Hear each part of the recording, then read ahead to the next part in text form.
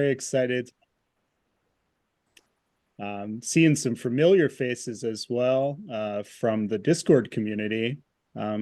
Shouting out just a couple of you. Apology if I miss anyone, but I see Marcus, who's very active in the Discord, Eric Faulkner, who's very active in the Discord. Really grateful to see everybody. For folks who don't know, the Discord is really where these trainings are kind of born out of. We asked for feedback a couple months ago about what trainings would be useful to our candidates. And that kind of built the roadmap for the curriculum. And we're always fine tuning it, checking in. We did one about a month ago on the subject of launching campaigns because we knew that's where a lot of people's minds, hearts, and energies were pointed towards. And now, today, we're going to be launching into a theme of endorsements, how to secure them, and ultimately, how to make endorsements work for you, how to get the most out of them. And we have a lot to cover to that effect. So, again, I'm going to give it about one more minute for some folks to tune in. We're also broadcasting this across all of our socials. So lots of folks watching on Instagram, on TikTok, on YouTube. The entire recording is also going to be uploaded to our YouTube channel. So be sure to check that out. This is a permanent resource for you guys. And basically, we'll get started any minute now. Our hope is that you will come away from this training with a solid understanding of both how to get those endorsements and then to put them to the highest and best use in favor of your campaign.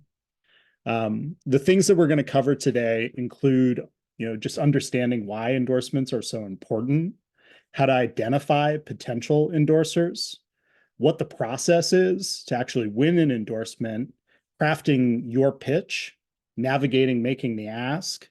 And then after you secure those endorsements, how do you leverage them as effectively as possible? All told, the goal is to empower candidates with effective strategies to secure and utilize these things. As far as interaction goes, we want as much as possible. Feel free to be making comments in the comment box throughout, ask questions in the chat. If you are following along on one of our social media channels, my colleague Quinn is going to be DMing me some of the messages that pop up and questions that come up from across those channels. And we'll try to get to as many of those as possible. And we also built in some Q&A time at the end of the call. So really looking forward, and don't be shy, ask questions. So without further ado, I want to introduce this week's expert. Our expert is Eric Slusher, who's one of the newest members of the Good Party team. Eric is a seasoned political professional. He has a ton of extensive experience in campaign management as well as strategic communications. He has managed campaigns for Congress as well as statewide office and has directed external communications for 2 elected statewide office holders. So he really understands the path to getting into office as well as staying in office and being effective while you're in office. So it's sort of the run, vote, and serve portions of this. He also especially enjoys guiding candidates through the decision to run and launch those viable campaigns, which this is piggybacking off of the last training we did for a reason. These endorsements are kind of a key part to both launching your campaign successfully and keeping the momentum after you launch it. And he's also doing work with Good Party to directly guide our candidates through using our tools. So I want to allow Eric to kind of introduce himself a little bit. Eric, tell us a little bit about yourself and what you do here at Good Party. Well, thanks, Rob. And I'm really looking forward to talking to everybody tonight and hearing some questions from folks and really getting into the issue of endorsements and how to make them work for you and really the considerations you have to have when you make a decision about an endorsement you're going to seek and the things you need to think through with that process. But also really looking forward to helping folks here at Good Party. A lot of the candidates that are on this call making the decision to run and moving to the key steps you need to think about as you're launching your campaign. And then as you move through the campaign, who are the voters you need to be talking to? So those are the things that get me excited. So happy to work with everybody. Awesome. And I was so excited to introduce Eric. I didn't really introduce myself, but I'm Rob Booth. I'm the head of field and mobilization here at Good Party. And I'm really ecstatic to be here with all of you, to be in community with all of you.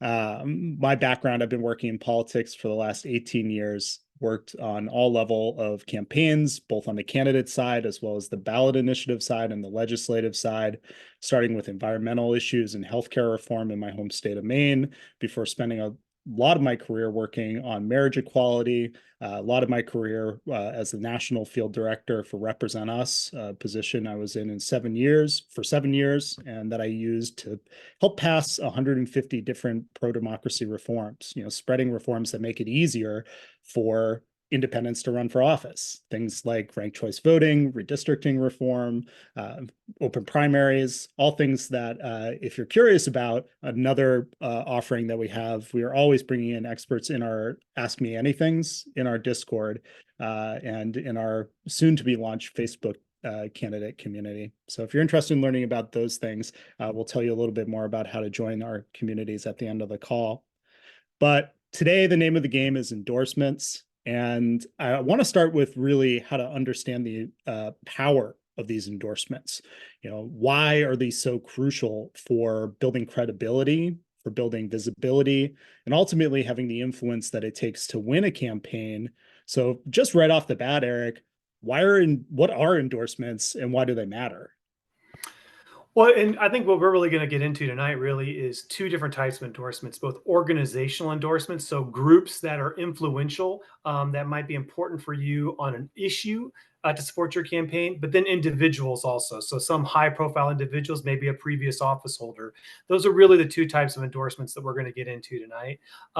And I think it's important to note that endorsements can really feel good for the campaign. They make you feel great. They are a sign of they're validating your efforts.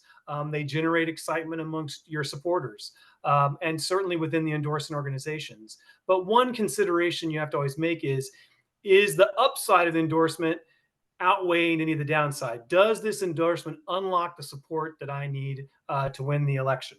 That's really the most important consideration you can make. And so that's really what I think we're going to get into tonight. And if it's okay with you, Rob, I'll just kind of get into it if that's okay. Yeah, please. Especially tell us about the different type of endorsements.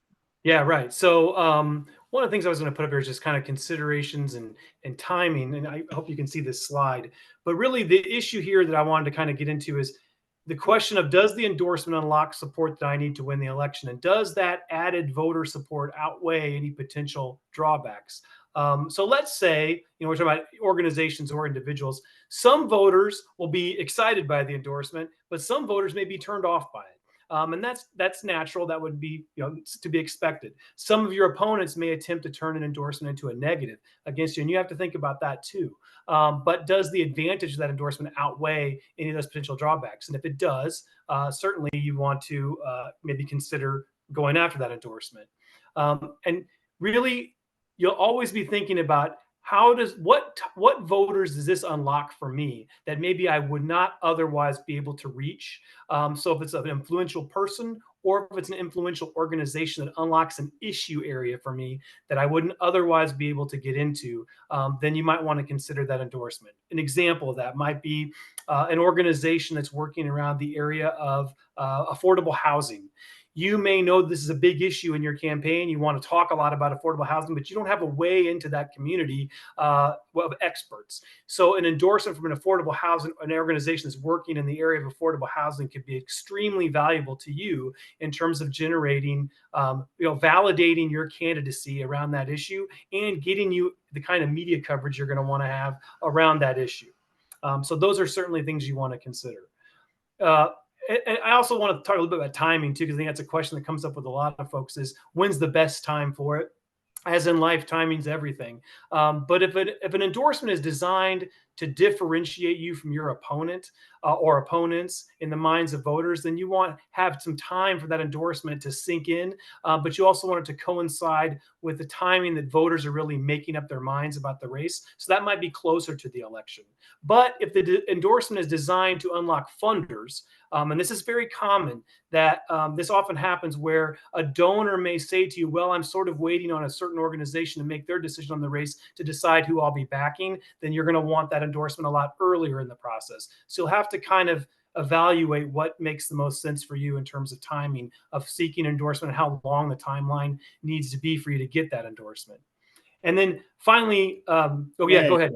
it Yeah, also voter contact resources, certainly, right? yeah, You'd want to deploy those earlier. I'm old enough to remember when one of the most sought after endorsements that you could get was the NEA's endorsements, strictly because most of them had central phone calling facilities that you could then turn on to help you make automated dials or user staffed dials to people. So those voter right. contact ones you'd position a little bit earlier. And there's still lots of organizations that will help you to knock doors or carry out your message person to person. Luckily, we haven't figured out a way to eliminate that human element. So, but please Right. continue. Great point. Great point. One last thing I want to make on this slide was the old 80s song, Don't You Forget About Me. At the end of the campaign, remind voters of the endorsements you got early in the campaign. So those ones that you had to get early on, don't forget later on that you need to reiterate those endorsements that you received early in the campaign. Just go back to them when the time comes. But really, the timing will depend on the organization. Like Rob was saying, certain organizations will offer you resources as part of their endorsement. You'd want to have those at a certain time where those resources are going to make the most sense for you. Also, sometimes organizations take a long time to make a decision on an endorsement. I think we'll get into that in a little bit. And you want to give some time for that as well. But those are certainly the kind of considerations I think you have to have around the endorsements you're going to go after and then seek. So I want to acknowledge one of the questions in the chat here, and this comes from Brittany, who is very active in our Discord community. And I think some of this will come out in greater detail further into the talk. But Brittany asks, what do we do if the GOP has a stronghold for 35 years, or either of the two parties for that matter, and you have a hard time peeling local endorsements off from a party who's been in charge for a really long time.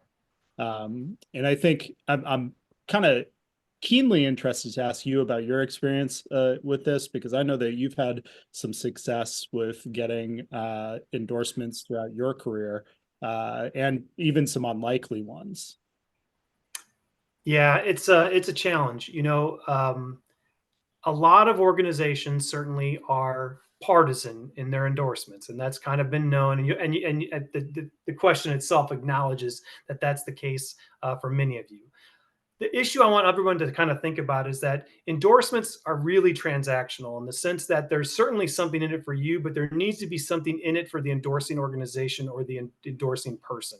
And they want to back a winner. So viability and issue alignment are the two most important cases that you can make. Sometimes it'd be hard to break through that sort of partisanship that exists there for an organization. They've never endorsed a Republican or a Democrat. They've never endorsed an independent. They only endorse one party. But viability and issue alignment are the two most important cases that you can make. And you'll have to continually make them and make them and make them. I think we're going to get into this a little bit more throughout the evening, but I really can't stress enough how important it is to continually make the viability argument and to continue to make the issue alignment argument with those organizations to break through. And it will still be a challenge.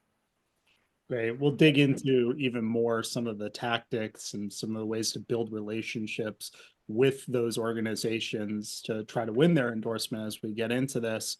But let's not put the cart before the horse. Let's talk about identifying potential endorsers. Eric, what do you see as some of the key steps for identifying and then prioritizing potential endorsers based on a campaign's goals and values? Yeah. Yeah. Let's talk about that. Hold on. Let's go back here. Oops. Well, the most important thing is networking. And so well, I was going to do a little slide on this. Let me get it up for you. Here we go. All right. Put this up for you. So this is kind of my checklist, I guess I'd say. We were kind of talking about doing a checklist about this. And so, one, who are the most visible movers and shakers in my community?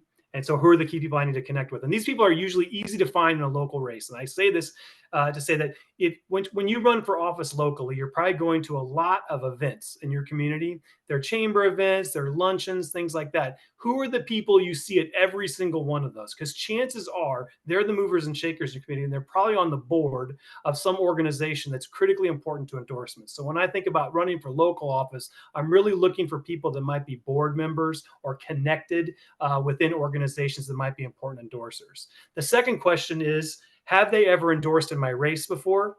And secondarily to that, did the candidates they previously endorsed win? So do they know how to get involved in political campaigns in ways that are meaningful? And then the third is, what is their process? Uh, how do they go about making endorsement? Do you have to fill out a questionnaire? Is there an in-person interview? Is there a board vote? Does the national need to weigh in on what the locals doing and that kind of stuff? And then finally, are we aligned on the issues? Am I good on their issues? Are their issues good with me? Or is there issue alignment there so that we can go through and understand, this is an organization I think I should be seeking an endorsement from. A lot of times, nonprofit organizations, you'd like their endorsement for tax purposes, they won't endorse.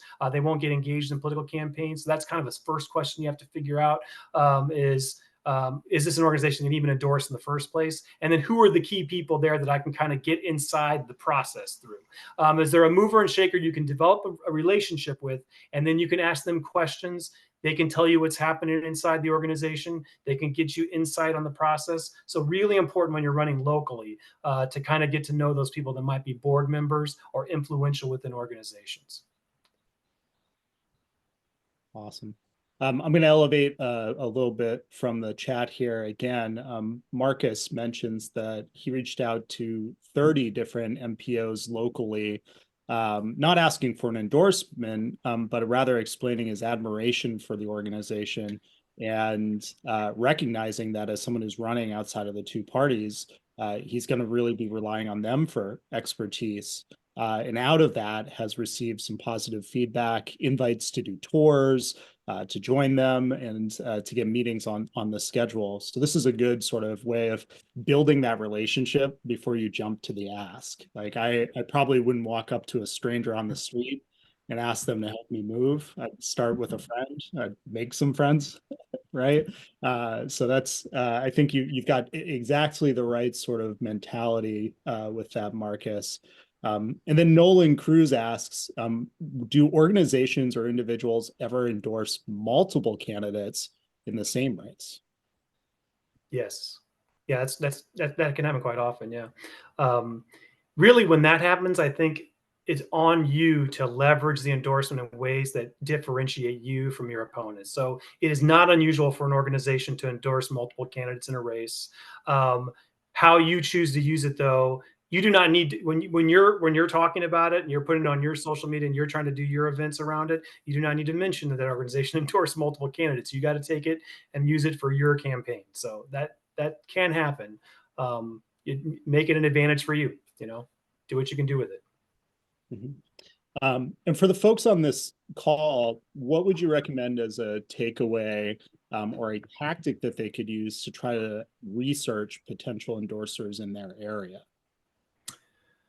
So I think it's important to look at past races to see what organizations have done things in your race in the past. Really look to your race, what's happened in the past, what were key endorsers, what were the candidates that won, who were their key endorsers.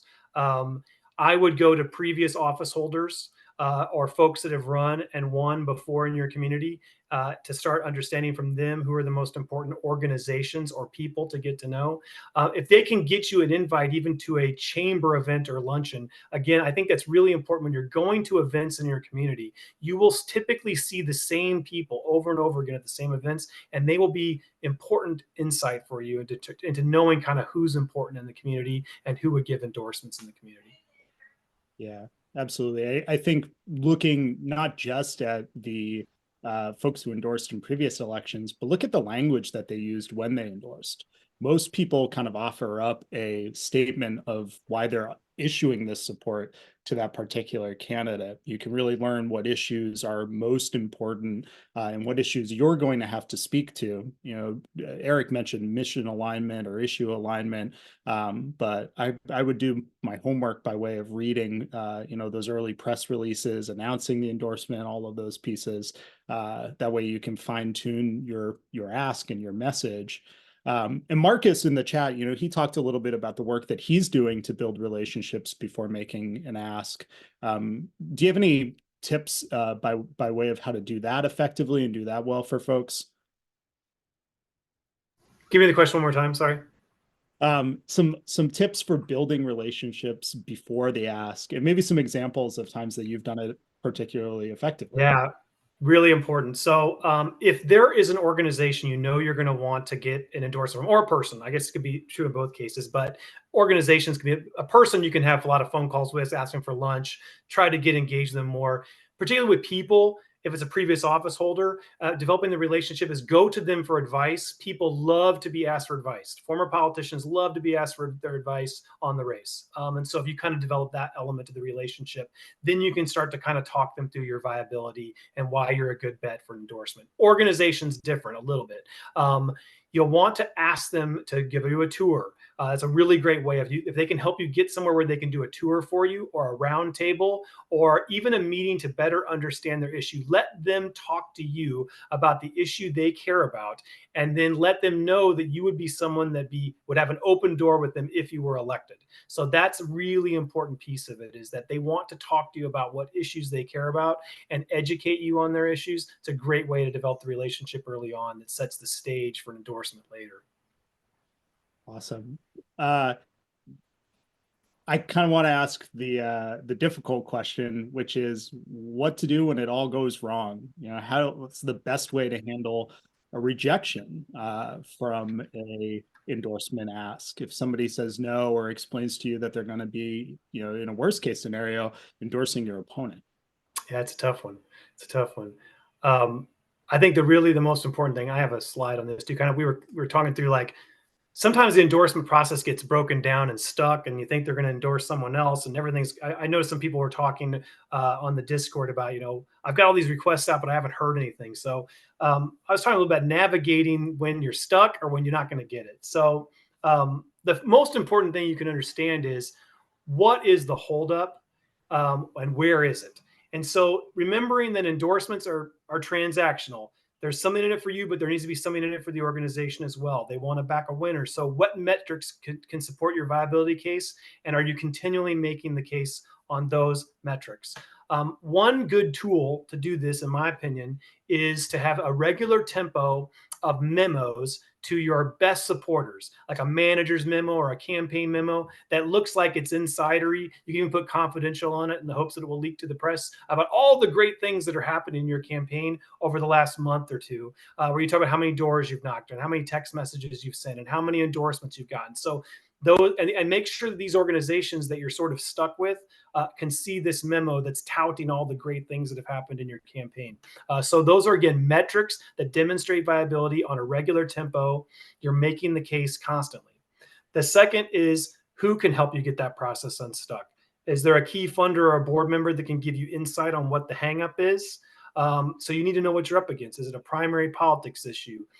Is it that this particular organization has having issues with their national and they don't know if they want to weigh in on this race? So that you got to kind of understand what you're up against. And then finally, and this kind of goes for when you get rejected, you do have to stay positive. That, and I don't mean this just in the Zen sense.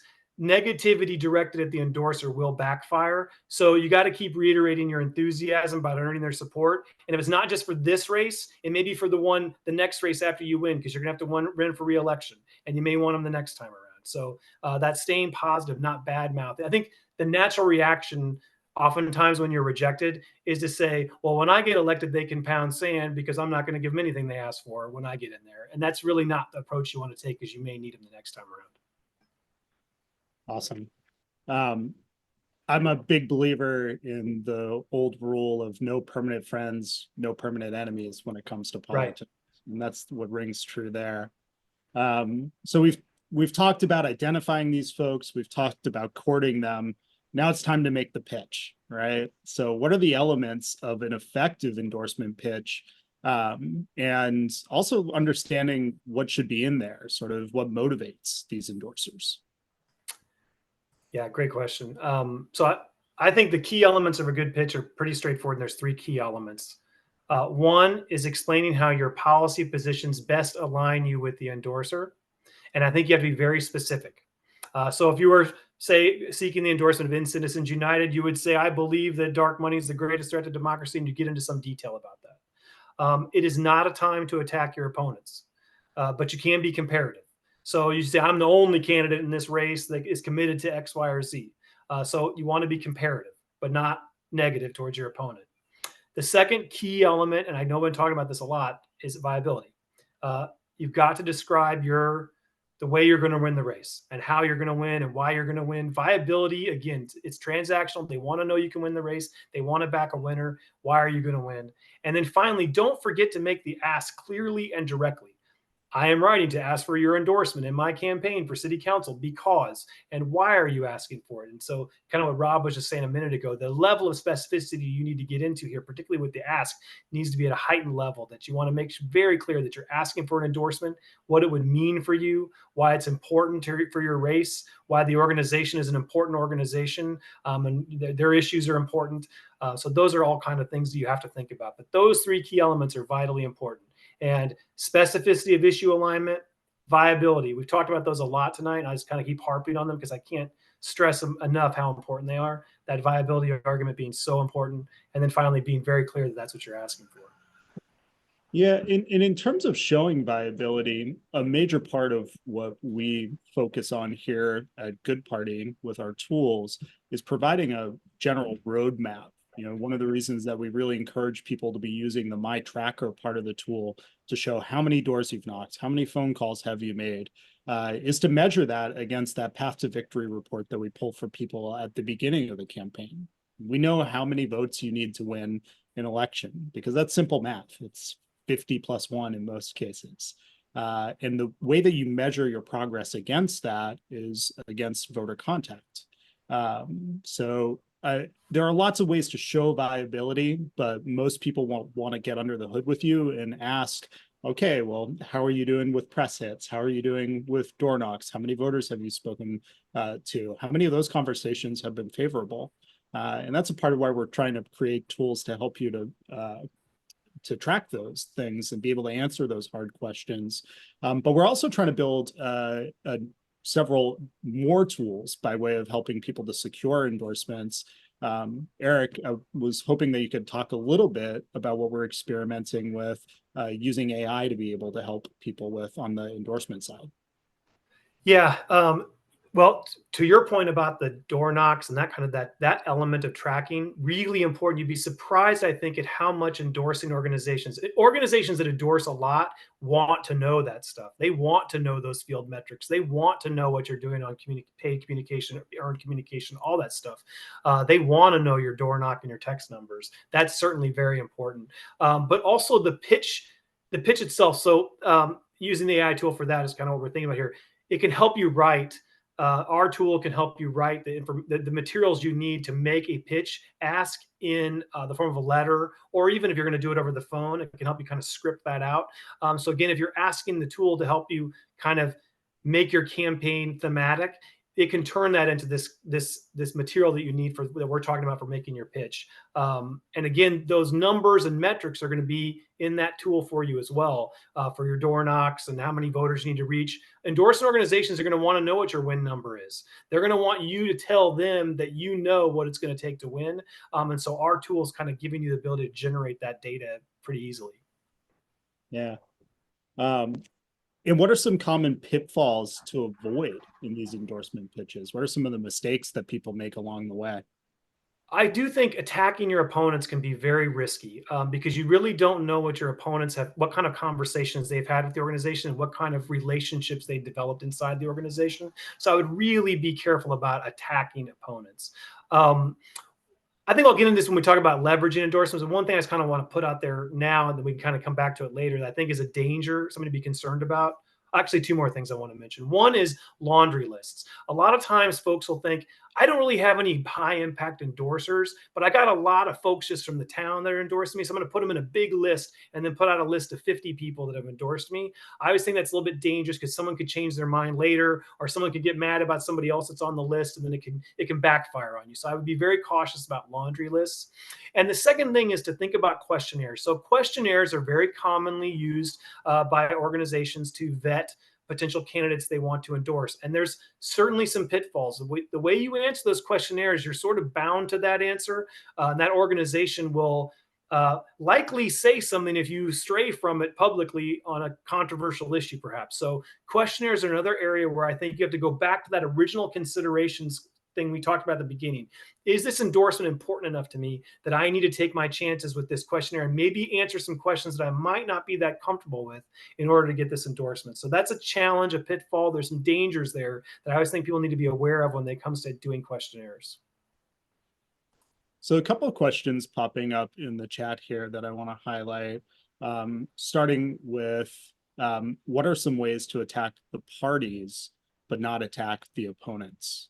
Which I think is a good question to ask. Like, there is a difference between attacking an individual, and there's even more so a difference in attacking someone's record than attacking the person themselves. But in terms of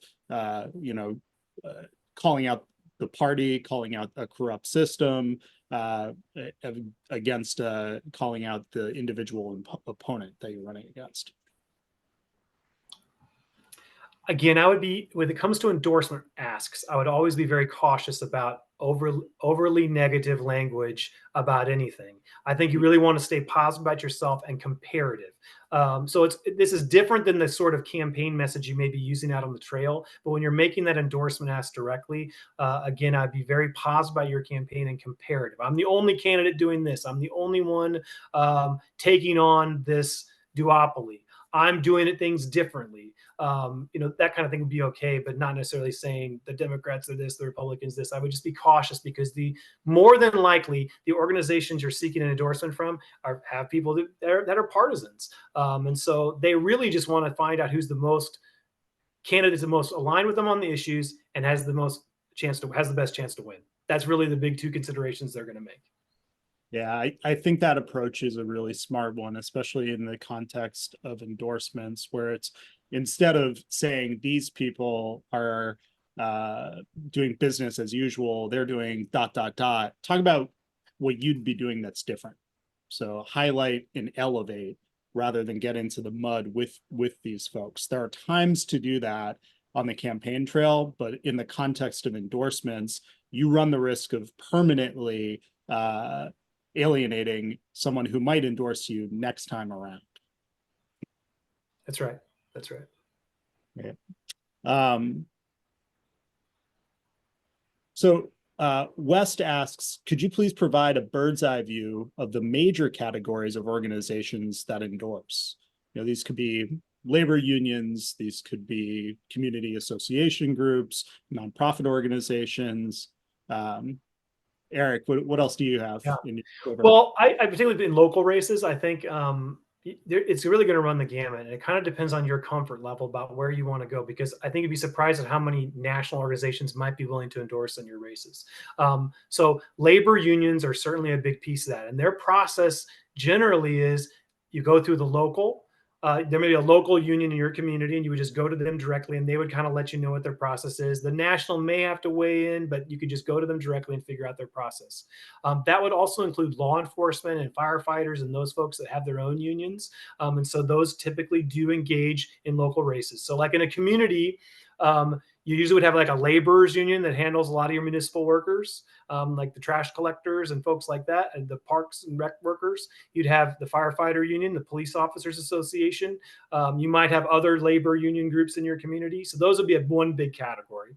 The other would be categories around folks that are kind of issue interest areas. So when it comes to affordable housing or tenant rights or groups like that. So that you'll kind of have to find on your, it may be unique to your community, but they're probably going to be engaged on whatever issue is most important in your community. And then I think the other kind of broad category I'll mention is national groups that have local chapters that are oriented around national issues. And I think you have to be careful about these ones in a local race. These may be about reproductive rights or life. They may be around climate change, any of those kind of big national or global issues that have local chapters. You have to kind of think, is this really something I need for my local race or not? But that's kind of a broad category. I think the other note is the best place to start, just like when you're thinking about who's going to be a part of your campaign from a staffing perspective or a volunteer perspective is the people and organizations that are closest to you already, right? If you yourself are a veteran, you would probably want to reach out to the veteran organizations in your area. If you yourself are really active in environmental reform, the environmental reform groups are more likely to take a meeting with you. I see here in the comments, Tim says, unfortunately, his opponent is the head of the labor union where he's running from. So that'd be a really difficult, difficult endorsement to peel away, right? So being able to think through what groups and associations am I already a part of that I can make a appeal to, and also that kind of know who I am as a person, right? Why would, these are the folks who are most likely to trust you and understand that you want to do the best that you can for your community. On that, I want to pivot into actually making the ask.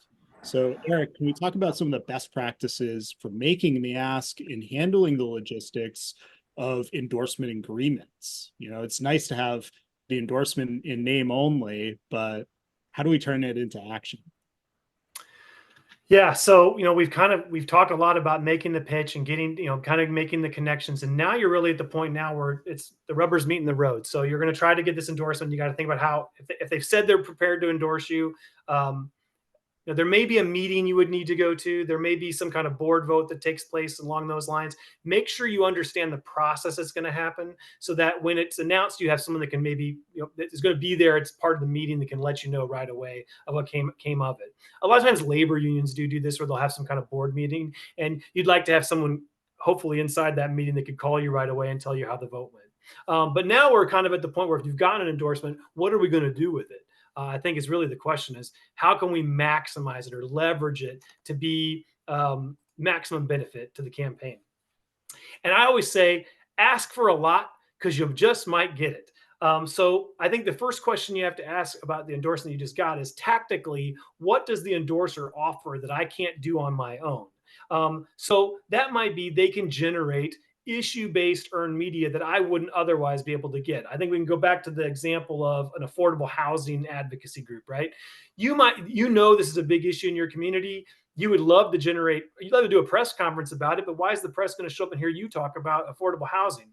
But now you have an endorsement from an affordable housing group. And so you can go to them and say, let's not just do a press conference. Why don't we do a tour? You can invite the press because you've got a lot of press contacts. And at the end, we'll all sit down and have a roundtable discussion where you educate me about the issue of affordable housing in our community and then announce your endorsement of me. And we'll let the media ask questions. So that would be a home run event, right? From an endorsement like that. Instead of just you put it on social media, you've actually turned it into tactically something you wouldn't have been able to do on your own. They also may have a larger online following than you. So don't just put it on your social media. You want to make sure it's on their social media. So take advantage of the endorsing organization or the endorsers footprint and with both the media and online to do things that otherwise you couldn't do on your own.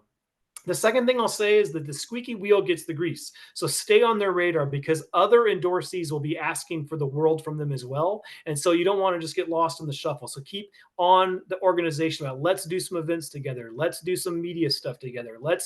Can you re-put it up on your social media? So you want to keep the organization such that you're top of mind in their minds.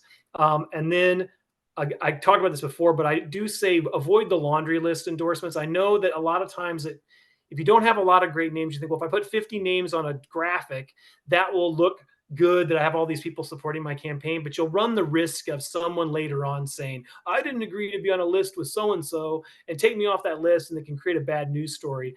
So I always caution people to avoid those kind of things because someone might change their mind later and ask to be taken off a list, but you've already sent the piece of mail out and spent, $100 on it. So it's just best to avoid that. But again, tactically, what can an organization give you through their endorsement that you can't otherwise do yourself? And I would always think about, particularly in a local race, earned media. They probably have better media contacts. The press will show up to an event if they're doing it, that they might not show up to your event, but they would show up to their event. So let's plug into their event and make it an event that sort of highlights the issue. It doesn't have to be just about their endorsement of you. It can be about the issue itself, but it puts you front and center on this issue that you think is important in your race. So let's talk a little bit about preparing for that ask, picking the right timing, picking the right setting, um, and then, of course, how to formally make that ask for the endorsement. Really have to understand the process. So if it's an organization that usually endorses, and so they're just going to be making a decision on which candidate they're going to endorse, they'll be endorsing someone in your race. They just don't know which one yet. I would certainly begin with talking to someone that's connected to the organization to try to get a grip on the process. You can't do that. For some reason, you can't get inside there anyway to understand how their process works. Send a letter. And that you can use our AI tool to generate you some language for the letter. But I would send a letter that sort of makes that case you were talking about earlier, which is comparative against your opponents, very specific on the issue alignment, very specific on viability, and then formally asking for the endorsement. Is try to begin a dialogue. So I would start with a letter, if nothing else.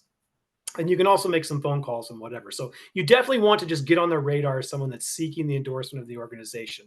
If it's a person, let's say it's a former office holder, I think the best way to go about it is to begin by asking that person for advice, to try to turn to them as someone that can be an advisor to you informally, ask them to lunch, ask them to coffee, ask them to give you some advice about your campaign.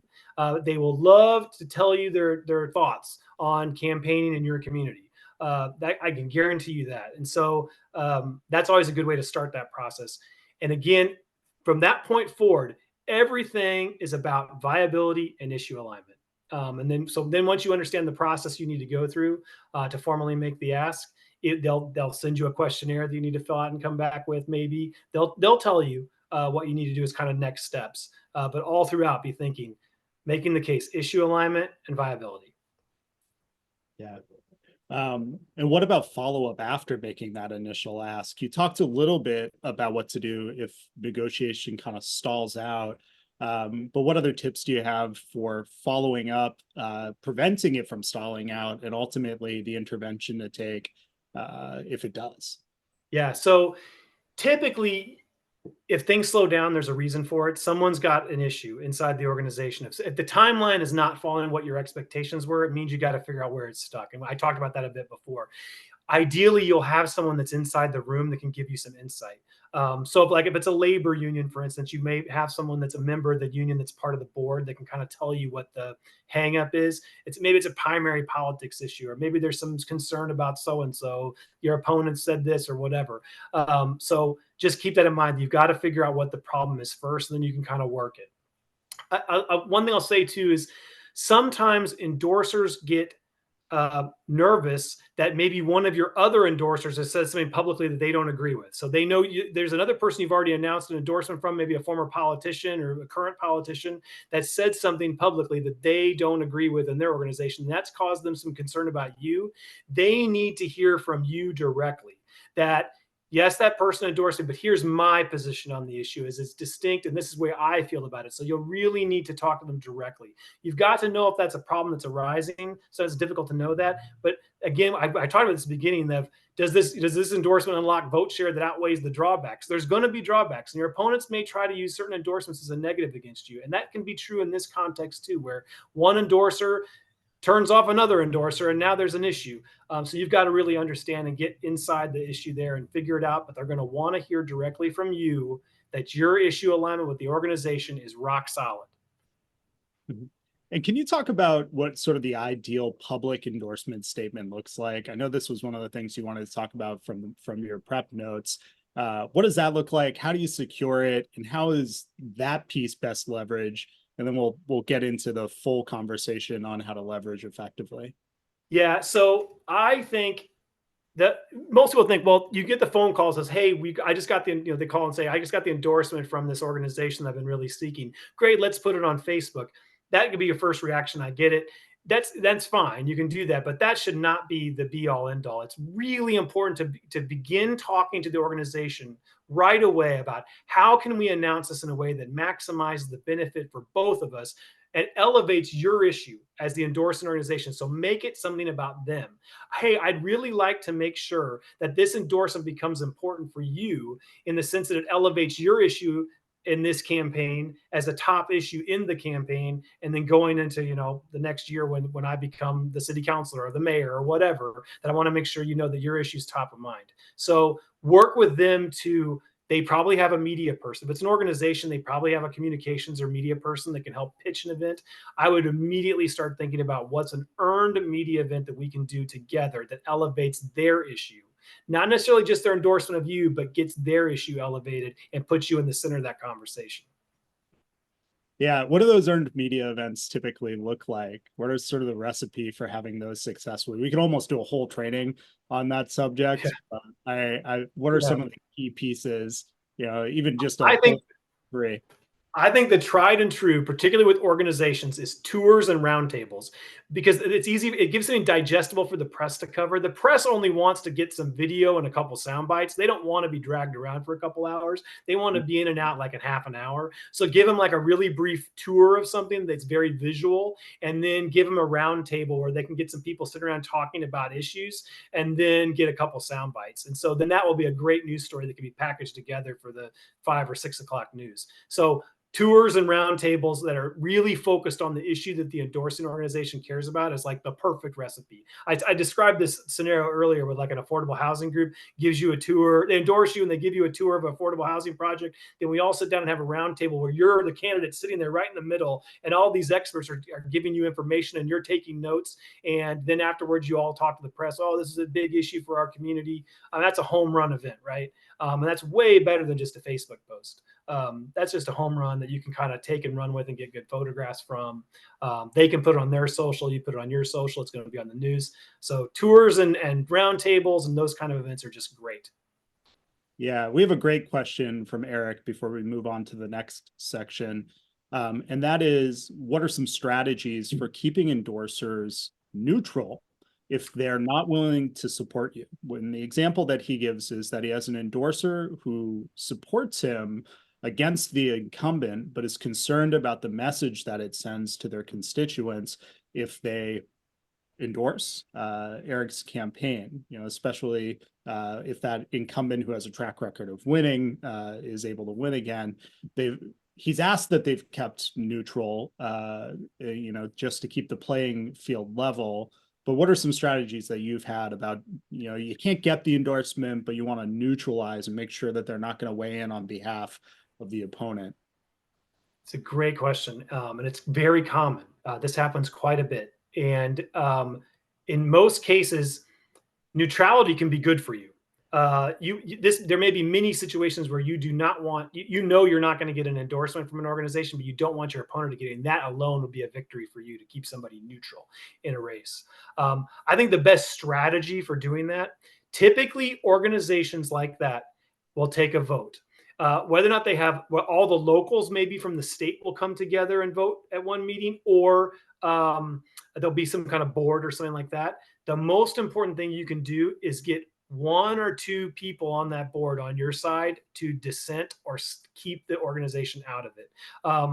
I know a lot of first responder unions operate this way, where a lot of locals will come together at a statewide level to make all their endorsement decisions. So if you get like one local to like dissent from the rest of the state, you can hang up the whole process and create neutrality. A really important thing to do, really good strategy to employ if you want to keep somebody out, is just try to find one vote on that board to keep them neutral.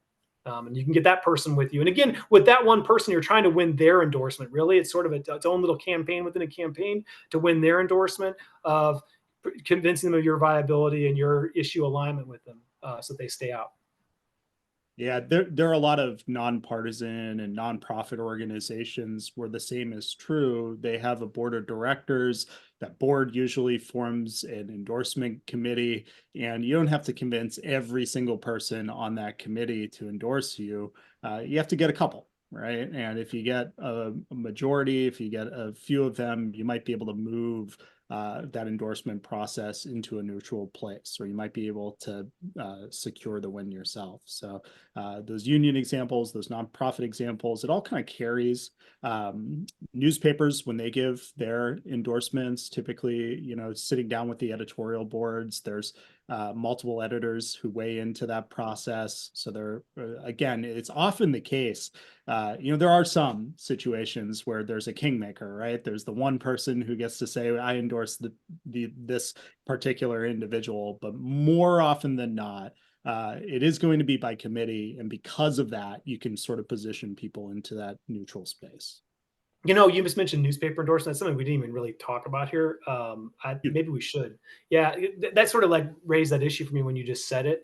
Because there's a process I think you need to think about with newspaper endorsements and sort of the process you need to go through with that. And in my experience with that, it is very important to ask for a meeting with the editor and the editorial board early on.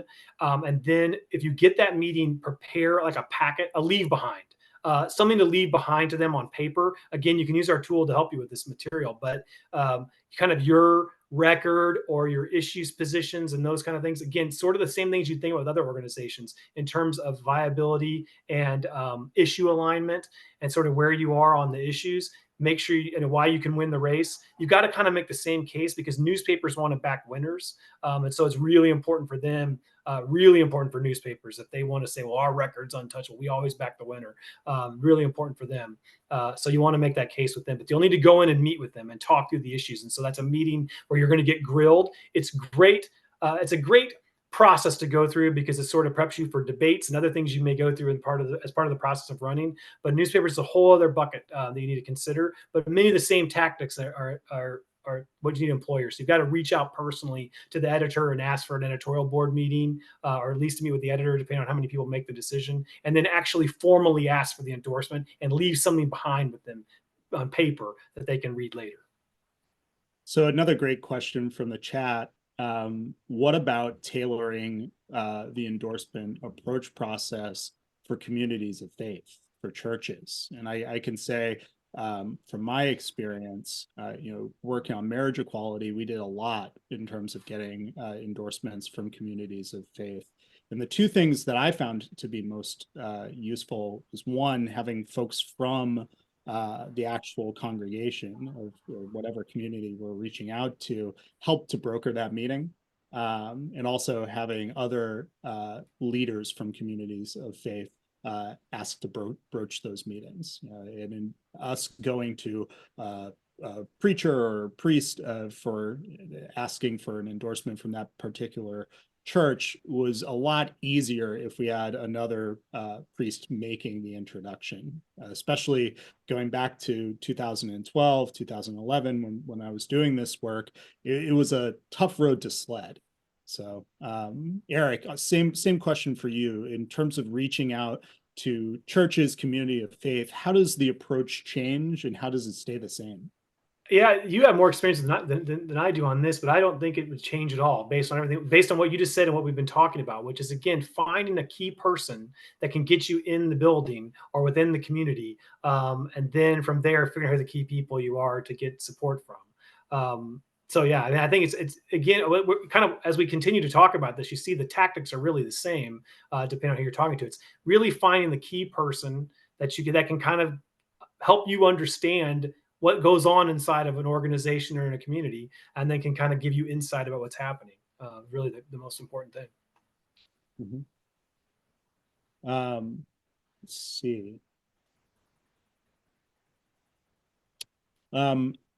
Slang asks, can endorsements be applied interstate? As in, can candidates be endorsed by someone from another county or state? What is the value of having a endorsement from outside of the community, essentially? And I'll take a first stab at this and say that this is highly case by case, right?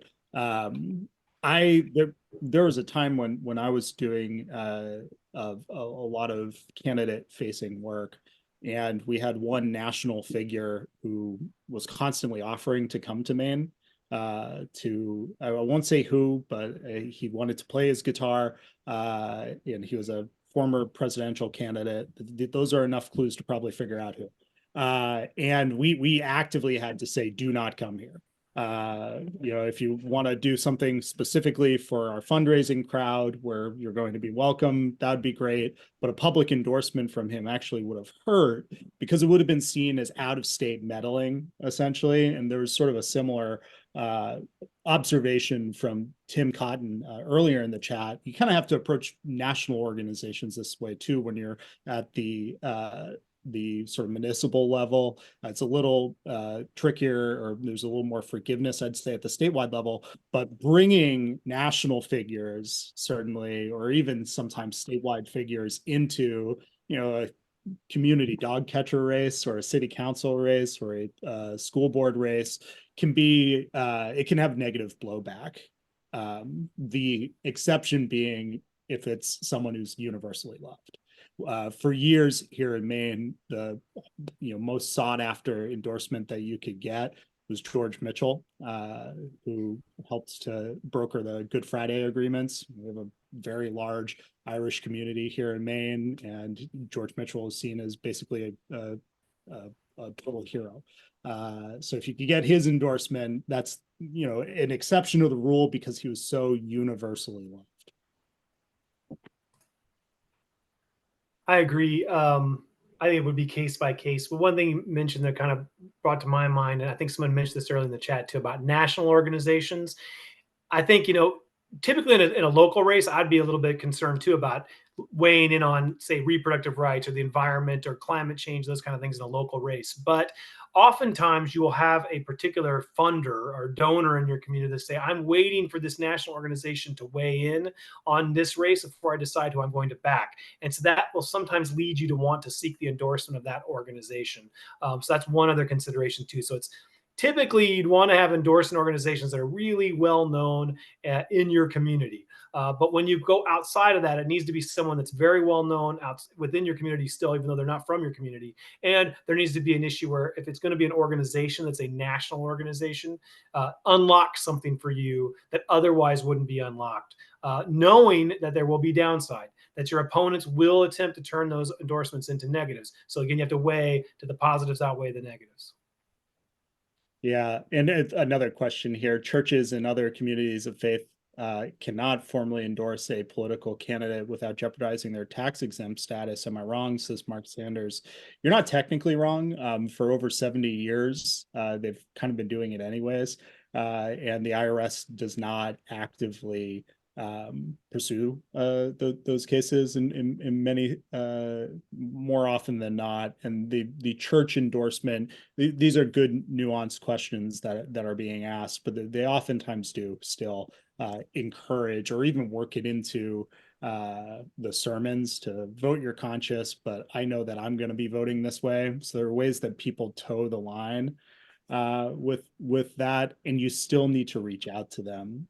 Brittany, you mentioned the Sierra Club. Sierra Club's a great endorsement to be able to get if environmental and conservation issues are important in your race. I also love to bundle affinity groups. So if I get the Sierra Club as well as a few other smaller endorsements from local conservation oriented organizations or environmental organizations, I'll throw a press event that's environmentalists for Rob or green groups love Rob, and I would have that in an outdoor space, right? So a lot of good work that can be done with sort of bundling those affinity groups, which kind of like opens up the door to the chapter that we're trying to get to, which is leveraging these endorsements effectively. So, Eric, what are some strategies for maximizing the impact of an endorsement in your campaign, announcing these things and making sure that you get the most out of the endorsement once it's in hand?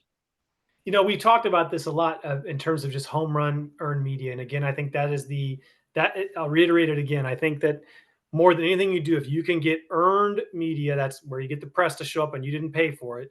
That is the home run that you want from any kind of an endorsement. Sort of this to build upon that from where we were talking about before, and considering we were talking about things like Sierra Club or environmental groups or things like that, is you want to be able to have a continuous you want to be able to keep going back to this endorsement over and over again. So continue to building events upon events that sort of go forward and develop the issue. So you've had maybe a roundtable, and you've talked about the issue and they've educated about the issue and you got some earned media around that. Then maybe the next month you're going to announce a position, and you're going to have them there and you're going to do that as a press thing. Or you're going to go to the newspaper and talk to them about this issue that you're going to take on when you're elected that's in that issue area. So let's say it's affordable housing. You've had a tour, you've got an endorsement, you've had a roundtable, got some great press coverage. Next month, let's do a policy announcement and let's have them sort of weigh in on that policy announcement as an organization because they're endorsing me. And we're going to do it together. We're going to make this announcement that they agree with about a policy change. And they can help inform you what that policy change needs to be. Then, when maybe, next month we're going to do another event with them. So keep thinking about ways you can keep their issue elevated. And make it sort of a central feature of your campaign. You can build if it's a really important endorsement, you can build your campaign in many ways around it, especially if that organization has access to the newspaper, to the local television station, and that kind of stuff that you otherwise tactically wouldn't be able to get on your own. Sort of the other thing is these Sierra Club things I'm seeing in the chat are kind of making me think of this too, because I've talked about it before about how certain donors will wait to give to your campaign to see if you get the endorsement of groups like that. So environmental groups are a great example of this. The Sierra Club chapter in your community may be very small. They wouldn't be able to put on a press event for you probably. They may not have somebody that can do this round table thing that we're describing because maybe their local chapter is just a couple people. It may just be one person in some cases. I found with Sierra Club. But you can bundle some of this stuff together a little bit, as Rob was saying, and have like an environmental announcement of some kind that they could help get you people to come to and that kind of thing. And they're ones that have social media following. So that's one where you're going to want to do some social media around it. But again, that will help unlock some of these donors that care about that issue over anything else. Yeah, I also love sort of layering this into your communications plan where you might have a theme week. Like it might be environmental theme week where all your posts on social media are highlighting your environmental stances, or you're rolling out a press conference on a Wednesday, all of your environmental endorsing groups, while also kind of going out on all these other channels or going on a tour or attending these different organizations meetings to meet their membership, and sort of bundling these not just as endorsements, but as a narrative. That way, the number one story that week, anywhere that anyone looks, if they're looking at your campaign, is, oh, this person cares about the environment. And it doesn't just have to be environmental groups. This could be veteran groups. This could be any affinitive group that you are able to get the support from.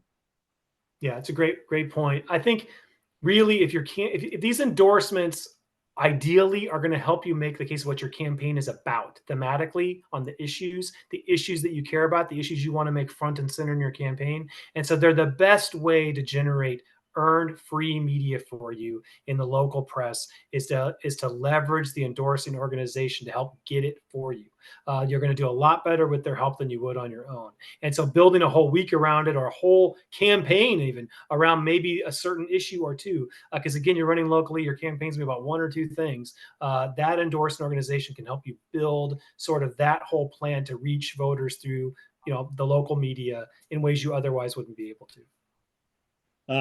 A question here in the chat from Lynn: is there a basic list independents can use to target endorsements? So many of the orgs are tied to Democrats or the Republican Party. And to that, I would say, well, that gives me a pretty good idea of something that we should be building for you guys. But I would start with issue-based organizations and the nonpartisan groups that are out there. The League of Women Voters, for example, is a nonpartisan organization that puts out voter guides every year. And that's an organization that I would reach out to. They tend to shy away from candidates a little bit and weigh in more on ballot initiative type work, but they have made the exception in the past. So yeah. And Ronald, I see you're dropping. We are going to send a recording of this out to folks afterwards, so you'll be able to see the end of this at another time. Um, One thing I would just add, Rob, to what the question you just got, which is that, is there a list or whatever? So many are tied to partisanship. They're not necessarily formally tied. They may historically only endorse Democrats or Republicans, but that doesn't mean they only endorse Democrats or Republicans. And so I still think it's worth, again, going back to this first point made, which is issue alignment and viability. Especially if you're running in a nonpartisan race or as an independent, I think you have a real chance and an opportunity if you make the effort. They may just traditionally only endorse Democrats or Republicans. That's whoever the only people that ever ask. So I think that you may find that there's opportunities there that you wouldn't otherwise know about. Yeah. so in terms of leveraging endorsements, I think one of the things that might be helpful is just to say, what are some of the things that you can ask for from an endorsing organization? What type of help can you ask them for in terms of supporting your campaign? Again, I say ask for the world because you just might get it. Ask for as much as you possibly can. Do not be afraid to ask for too much, and don't feel bad about asking for a lot. It's just my general feeling about this. One of the things that a group can get you, they may only want to do one tour or roundtable with you or something like that we were talking about before, but they can introduce you to other people that can get you into other places. So let's say it's an organization that is engaged in a certain industry. In your community, they can get you tours of other people in that industry and go in, and those are important people. So maybe they get you different tours of different businesses or organizations within your community just because of their networks that they have. So they open up other networks for you to then learn more about things happening in your town. You become a better candidate the more you go out and learn and talk to people. And so going out and doing a tour of all the small businesses in your community is very educational to you as a candidate, and it's going to make you a better candidate when you talk about issues. When you go seek that newspaper endorsement, it's a marker. You can say, hey, I've met with all these businesses, et cetera, et cetera. So ask them not only to do those events for you, but to give you introductions to other folks that can help do events for you also. Then in terms of paid stuff, this is another big piece that we haven't really gotten into yet, but I think we should get into it. Is you're all working with limited budgets. Nobody has a ton of money for your local campaigns. And so what can they do as an organization that gives some effort, gives you some get out the vote or persuasion effort otherwise you wouldn't be able to do on your own? Is it a piece of mail they could send announcing their endorsement of you to their list? Is it a newspaper ad they could buy that they would put in the newspaper? So there's some things you can ask for there too that would be paid communication efforts that you should feel free to ask for the endorsing organization for that would give you a real lift. Again, once they've endorsed you, they have every incentive to want you to win. And so they're on your team now. And so you should definitely ask for as much as you can in that respect. I realize another subgroup that we haven't really talked about are business owners and small business owners, and sort of the way that you can take that as an endorsing set of organizations. What might one leverage the small business community or the business community as an endorser? Yeah, really great. It's as simple as the old school way we used to do it was if you could get the businesses on Main Street to put your sign in their window, that was huge, right? Your campaign sign in their window, that was just a huge thing. And that's still probably a very valuable tool that comes from getting local businesses to support your campaign is they'll put your sign in their window. But even more than that, they will help kind of getting in with the business community, going to them initially to try to understand and learn about what issues they're facing in your community, vitally important. They will be some of your best education that you'll have as a candidate on what's happening in your town. And then the more you talk to them, the more likely they are to support your campaign. And I think the more you can kind of sign up as endorsees, and those are ones you might put on your social media. You might take a picture with them at their company and put it up. Hey, so and so that owns this business endorsing my candidacy. I couldn't be more proud to have their support. But then over time, those build up. And again, when you go to the newspaper to seek that endorsement, that's a very powerful thing because those companies buy ads in that newspaper and fund that newspaper's operation. So they then creates additional incentive for the newspaper to endorse your campaign. So those are all kind of things to think about that in a community like that. Small business owners are the lifeblood. They know what's happening and they know what's what. So really important to kind of develop those relationships. Awesome. Well, we've got a few minutes left here. I know that we said that we're going to end the call around 7:20. I want to turn this back towards questions that folks have Feel free to drop questions in the chat. We'll answer those questions for another just about 8 to 10 minutes, and then I have some wrap up items to share with everyone, including we have a pretty cool opportunity to earn a free round of texting from Good Party in favor of your campaign. So stick around for that. But please, if there are any questions, we'll stick around for as long as folks have them, and then we'll get into the wrap up stuff right at 7:20 or sooner if there aren't that many questions. You guys have been on fire, asking really great questions and offering wonderful insights about your own campaigns throughout this. So thank you guys. This has been a ton of fun. Yeah, free round of texting, Tim. We'll tell you all about it in a moment. Guess you have to wait another 10 minutes to get.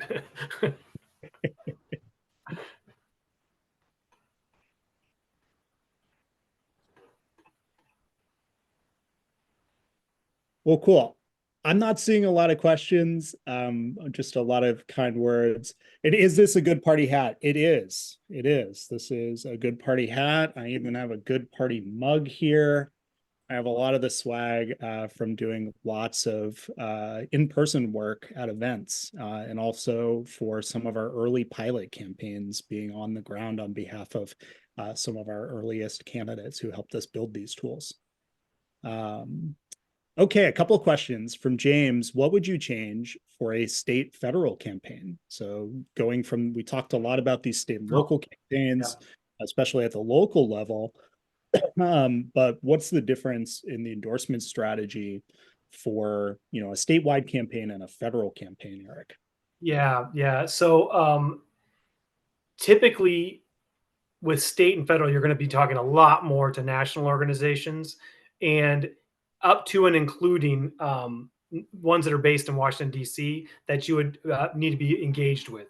That could even include going and visiting them in person for the really important ones that you would need to support your campaign. So it's a much just bigger kind of apple to take a bite from, but much more focus on national organizations and statewide organizations than local ones. So local ones become less important to you as the race gets bigger. You may not be worried about the local organization that wants you to fill out a huge questionnaire, because again, that endorsement's not worth the effort I would need to put into it. But this one that's national would be much more important to me. So I'm be willing to do the questionnaire in an in-person meeting. I might be willing to travel to Washington, D.C. to meet with this organization. That's how important it is to me. So it's really the same process and the same tactics, but your considerations are just a little bit different.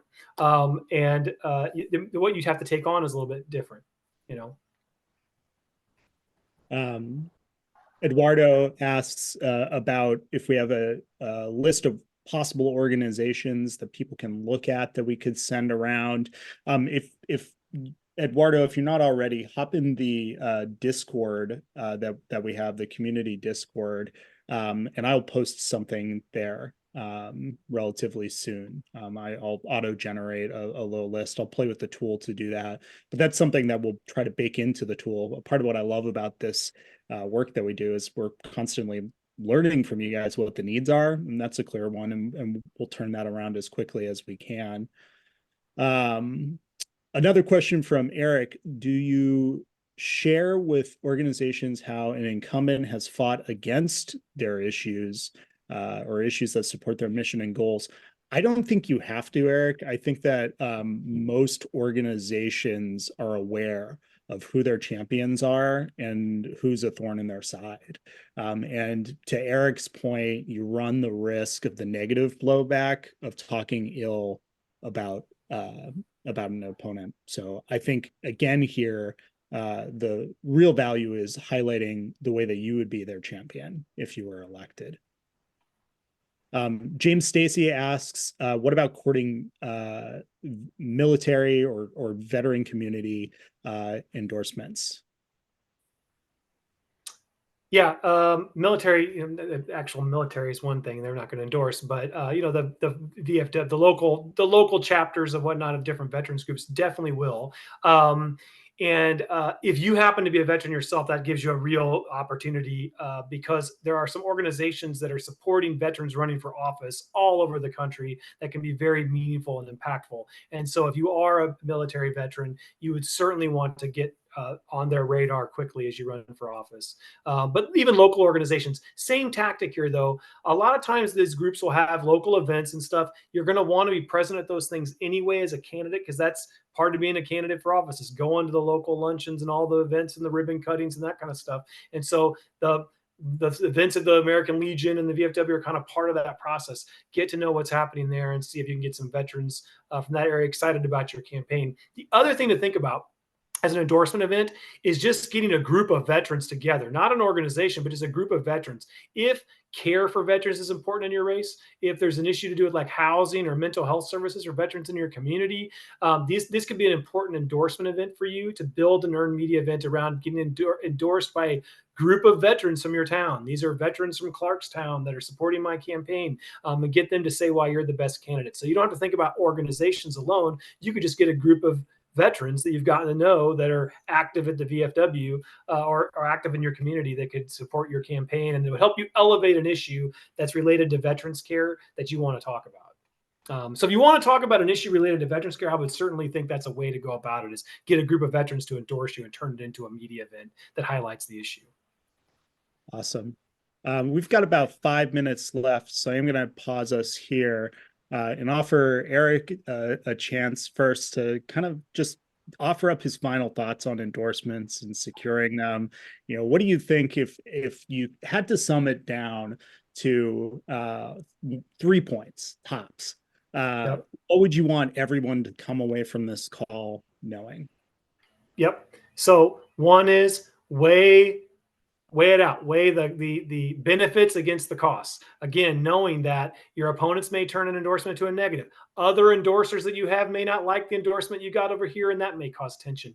Always think about, did the benefits outweigh the risks? And if the benefit is unlocking voters that you wouldn't otherwise have access to through tactics that you would not otherwise have access to, then you would decide that that endorsement is worth it. So that should be your consideration when you think about what endorsements are going to go after. They're not just a thing to validate your campaigning.